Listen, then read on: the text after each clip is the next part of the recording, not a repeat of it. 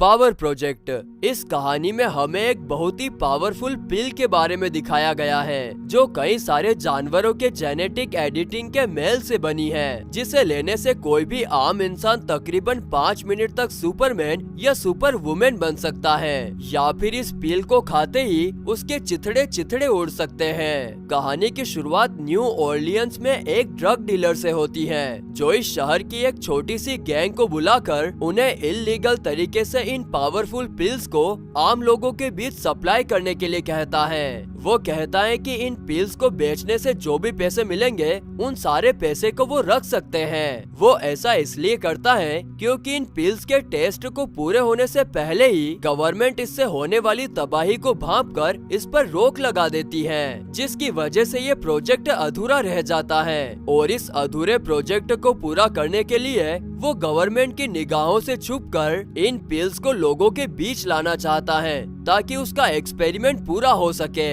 इस पिल के शहर में आने से ही लगभग 6 हफ्तों के अंदर क्राइम बहुत बढ़ गए होते हैं। शहर के हर कोने कोने से खबर आने लगती है कि लोगों के अंदर अजीब अजीब सी पावर आ गई है। किसी ने अपने हाथों से कार उठा ली तो किसी ने बस एक पंच से ही मोटी लोहे की दीवार को चीर दी। लोगों को इस पावर की लत लग रही है, जिसकी वजह से शहर में इन पिल्स की सप्लाई भी बढ़ गई होती है। और अब हमें इन्हीं सप्लायर में से एक रोबिन को दिखाया जाता है। रोबिन अभी मात्र 16 वर्ष की बच्ची है, जो अपनी माँ के इलाज के लिए पिल्स को बेचकर पैसे इकट्ठा करती है। रोबिन से इस पिल को खरीदने के लिए 2 लड़के आए होते हैं। वो उससे इन पिल्स को मांगते हैं, लेकिन रोबिन उनसे इसका रेट थोड़ा ज्यादा बताती है। रेट ज्यादा सुनकर वो रोबिन से जबरदस्ती उन पिल्स को लेने लगते हैं। तभी वहाँ एक पुलिस वाला आ जाता है जिसका नाम फ्रैंक है। फ्रैंक उन लड़कों के ऊपर गन रखकर उन्हें यहाँ से जाने के लिए कहता है। तभी उनमें से एक लड़का जल्दबाजी करते हुए उस पावरफुल पिल को खाने वाला होता है, लेकिन तभी फ्रैंक उसे डराते हुए कहता है कि इस पिल को पचाने की ताकत हर किसी में नहीं है। कहीं ऐसा ना हो कि इसे खाते ही तुम बम की तरह फट जाओ। फ्रैंक की बात सुनकर वो लड़का डर जाता है। उसे डरा देख फ्रैंक झट से उसके हाथ से पिल ले लेता है और रोबिन को हथकड़ी पहना देता है। पर जैसे ही वो लड़के वहाँ से चले जाते हैं, फ्रैंक उसका हाथ खोल देता है और कहता है कि आज तो मैंने सही वक्त पर आकर तुम्हें बचा लिया, पर हर बार ऐसा नहीं हो सकता। दरअसल फ्रैंक काफी वक्त से इन पिल्स को खरीदता आ रहा है और इसी वजह से इनके बीच काफी अच्छी दोस्ती भी है। फ्रैंक उसे कुछ पैसे देते हुए उन पिल्स को खरीद लेता है और साथ ही साथ उसके बर्थडे गिफ्ट के लिए उसे अपनी बाइक देकर चला जाता है। अब हमें इस कहानी में एक मेजर को दिखाया जाता है, जिसके हाथ में एक पेपर पर ड्रॉ किया हुआ क्रोकोडाइल का चित्र और किसी लड़के का नाम पता लिखा होता है। मेजर लिखे हुए पते पर जाता है और इस लड़के न्यूट का दरवाजा खटखटाने से पहले अपने हाथ में एक बॉक्स ले लेता है। बॉक्स लेने के बाद मेजर दरवाजा खटखटाता है। कुछ देर बाद न्यूट दरवाजे पर आता है, जो बहुत डरा हुआ होता है। इसके एक तरफ का चेहरा जला हुआ होता है। मेजर उससे कहता है कि उसके एक दोस्त साइमन ने उसके लिए कुछ भेजा है। न्यूट दरवाजा बंद करके मेजर से कहता है कि जब तक वो ये कंफर्म करके वापस नहीं आता कि उसके दोस्त ने उसके लिए कुछ भेजा है, तब तक वो बाहर ही खड़ा रहे। पर मेजर उसका इंतजार नहीं करता। वो बड़ी ही चालाकी से दरवाजा खोलकर अंदर चला जाता है और देखता है कि न्यूट अपने दोस्त साइमन के पास कॉल लगा रहा होता है कि अचानक से न्यूट के कमरे में रखा एक फोन रिंग करने लगता है। मेजर चुपके से उस फोन को रख लेता है और न्यूट के सर पर अपनी शॉटगन रख देता है। न्यूट डर जाता है और जल्दबाजी में पिल खा लेता है। पिल के खाते ही उसकी आंखें लाल हो जाती है, उसके स्किन से धुएं निकलने लगते हैं और देखते ही देखते वो पूरा जलने लगता है। मेजर उसे शूट करता है, पर उसकी गोलियों का उस पर कोई असर नहीं होता। वो मेजर के हाथ को पकड़ लेता है, जिससे उसका हाथ जलने लगता है। मेजर अपना हाथ छुड़ाकर वहाँ से भागने लगता है। मेजर के कुछ देर भागने के दौरान 5 मिनट भी हो चुके होते हैं, जिससे न्यूट पर पिल का असर खत्म होने लगता है। उस पिल का असर खत्म होता इससे पहले ही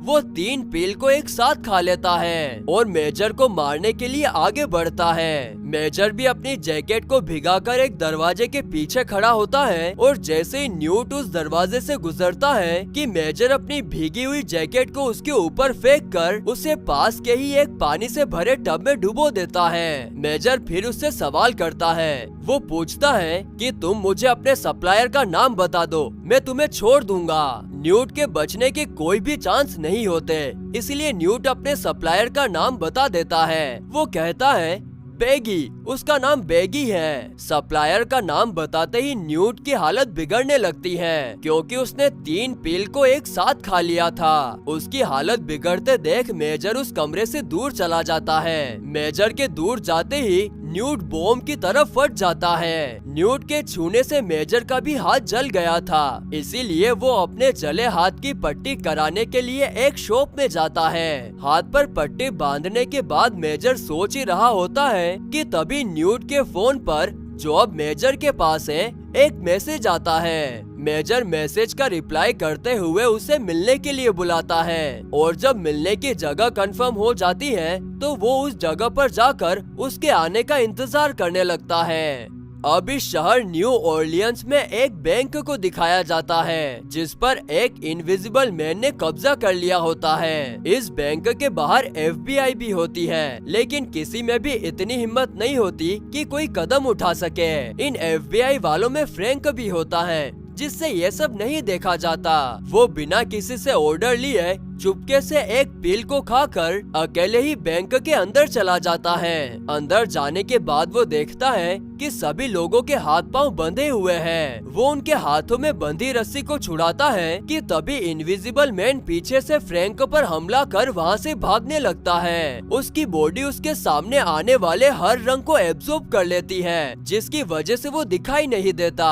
मगर उसके दोनों हाथों में पैसों से भरा बैग होता है, जिसको देखते हुए फ्रैंक उसका पीछा करने लगता है और भागते भागते वो उसे एक जगह पर पकड़ लेता है। भागने के दौरान फ्रैंक की गन इनविजिबल मैन के हाथ में लग जाती है और गन के हाथ में लगते ही वो फ्रैंक को शूट कर देता है। गोली जैसे ही फ्रैंक के सिर से टकराती है वो चपटी होकर जमीन पर गिर पड़ती है। ऐसा इसलिए होता है क्योंकि फ्रैंक ने 5 मिनट से पहले ही उस पिल को खाया था, जिसकी वजह से उसकी बॉडी की स्किन के ऊपर एक बेहद ही मजबूत कवच बन गया था। फ्रैंक उठता है और गुस्से में उस इनविजिबल मैन को मारने लगता है। तब तक वहाँ उसका पार्टनर और कैप्टन भी आ जाता है। कैप्टन फ्रैंक को लेकर डॉक्टर के पास जाता है और उसका चेकअप होने के बाद पूछता है, तो क्या तुमने आज पिल ली थी?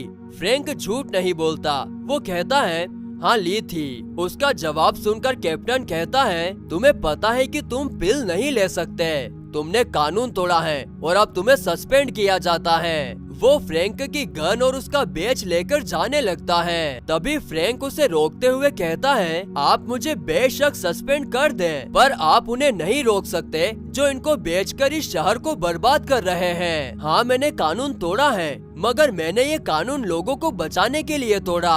हमारा पूरा सिस्टम ही इन डीलरों के आगे कमजोर हो गया है, पर हम ये सब ठीक कर सकते हैं अगर आप मेरी मदद करें। कैप्टन फ्रैंक की बातों को सुनकर अपना कैप निकालता है जिसके अंदर मेजर की तस्वीर होती है। वो कहता है कि हमें पता चला है कि यही असली मुजरिम है, अगर इसे पकड़ ले तो हमारा शहर बच जाएगा। फ्रैंक मेजर की तस्वीर लेकर उसे ढूंढने निकल पड़ता है। मेजर अभी तक उस सप्लायर का इंतजार करता है जिसने न्यूट के फोन पर मैसेज किया था। इंतजार करते करते मेजर को सुबह से शाम हो जाती है और अब फाइनली वो शख्स आ जाता है जिसका मेजर को बेसब्री से इंतजार था। ये शख्स और कोई नहीं बल्कि रॉबिन होती है। मेजर रॉबिन को पकड़कर उसे एक सुनसान जगह पर ले जाता है और उसे एक तस्वीर दिखाते हुए पूछता है, ये कौन है? क्या ये बेगी है? रॉबिन कहती है, मुझे नहीं पता, मैं नहीं जानती कि ये कौन है, मैं तो बस लोगों को पिल बेचती हूँ। मेजर कहता है,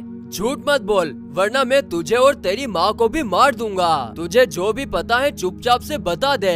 अपनी माँ की धमकी सुन रॉबिन एक नंबर डायल करती है और कहती है कि मुझे ये नंबर न्यूट ने दिया था। उसने कहा था कि कोई भी प्रॉब्लम हो तो इस नंबर पर कॉल करना।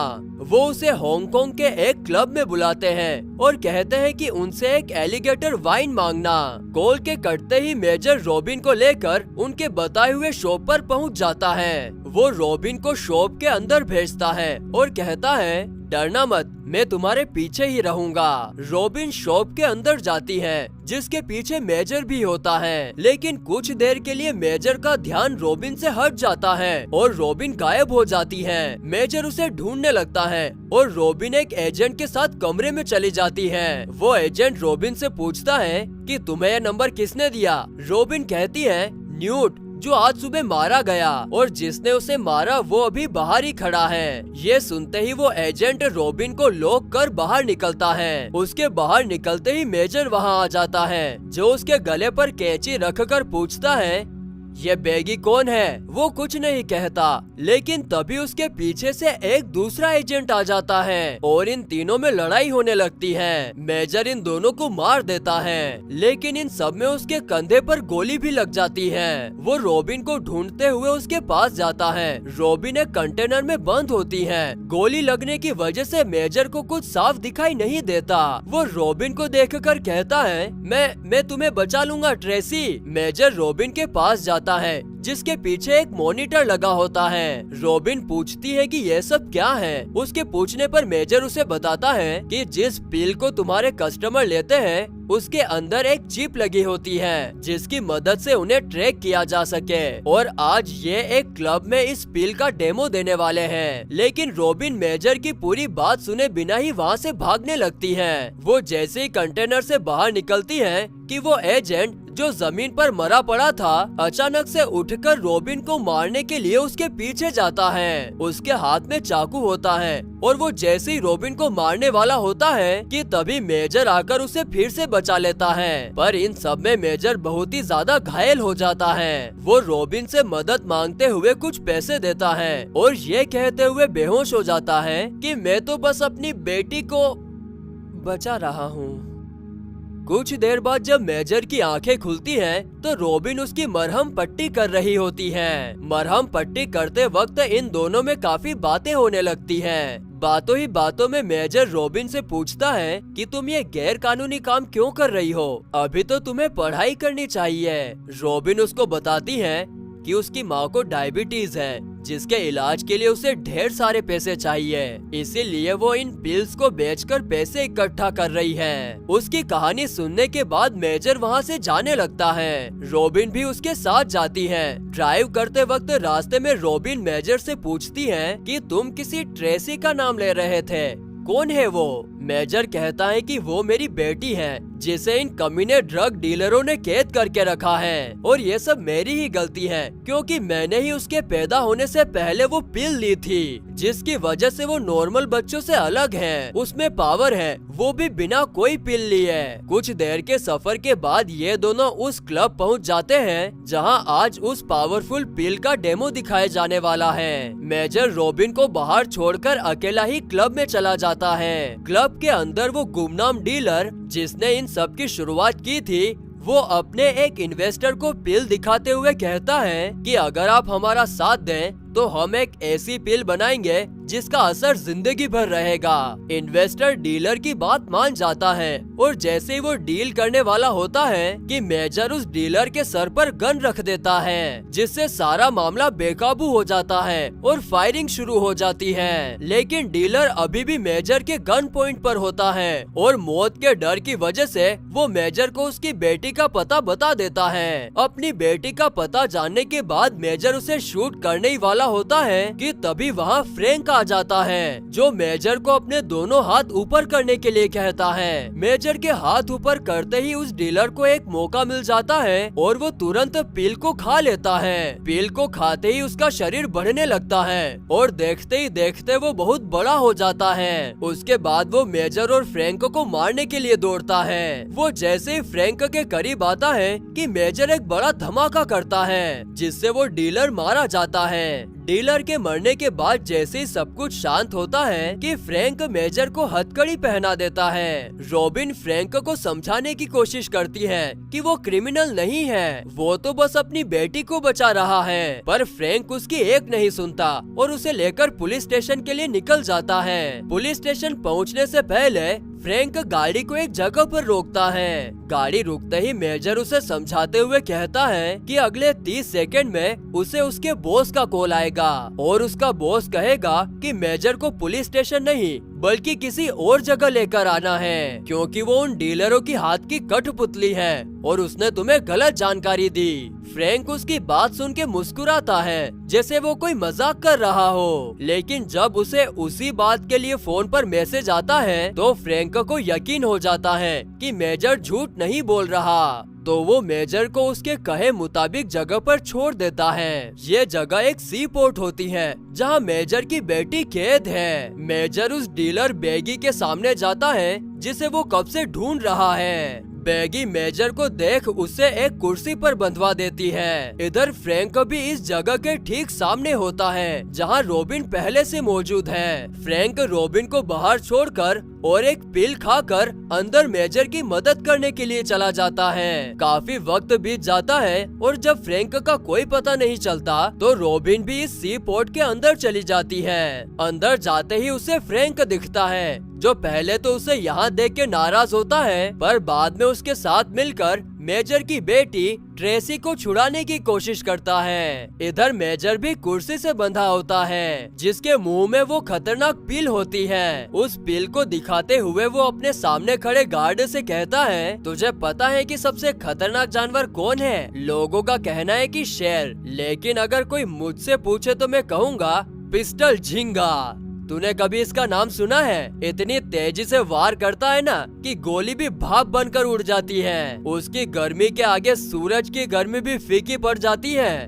और वैसे ये सभी पावरफुल पिल जानवरों के डीएनए से बनी है, तो सोच मेरे अंदर कौन सी पावर होगी। मेजर के मुंह में पिल देख और उसकी बात सुन के सामने खड़ा गार्ड डर जाता है। वो उसके हाथ खोल देता है। हाथ खुलते ही मेजर अपनी बेटी के पास जाता है। फ्रैंक और रॉबिन भी वहीं होते हैं। ये सब यहाँ से निकलने की कोशिश करते हैं, मगर अभी भी यहाँ बहुत सारे लोग होते हैं जो इन्हें रोकने की पूरी कोशिश करते हैं और इन्हीं कोशिश में इनके हाथ रॉबिन लग जाती है। बेगी मेजर से कहती है कि वो अपनी बेटी को लेकर बाहर आए वरना वो रॉबिन को मार देगी। उसकी बात सुन मेजर फ्रैंक से कहता है कि अगर उसे कुछ हो जाए तो वो ट्रेसी को लेकर यहाँ से निकल जाए। ये कहते हुए मेजर बेगी के सामने आ जाता है। बेगी कहती है कि वो ट्रेसी को उसके हवाले कर दे, बदले में वो सभी को छोड़ देगी, पर मेजर को ये पसंद नहीं आता और वो पिल खा लेता है। पिल खाते ही सभी उस पर फायरिंग करने लगते हैं, लेकिन उसके अंदर पिस्टल झींगे की पावर होती है जिसके चलते गोली उसे छूने से पहले ही भाप बन जाती है। मेजर सबको मार देता है और खुद भी जमीन पर गिर पड़ता है।